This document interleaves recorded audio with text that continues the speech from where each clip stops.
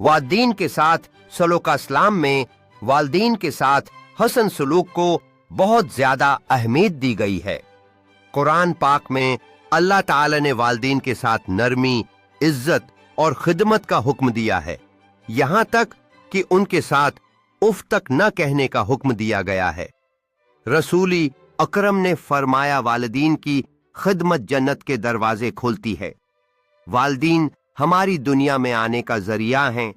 वो बचपन में हमारी परवरिश करते हैं, हमें तालीम व तरबियत देते हैं और हमारी हर जरूरत का ख्याल रखते हैं। उनकी दुआएं हमारी कामयाबी और खुशहाली का सबब बनती हैं। एक नेक बेटे या बेटी का फर्ज है कि वो वालिदीन की इज्जत करे, उनकी बात सुने, उनके आराम व सुकून का ख्याल रखे और बढ़ापे में उनकी खिदमत करे। अगर वालिदीन नाराज हों तो अल्लाह भी नाराज होता है।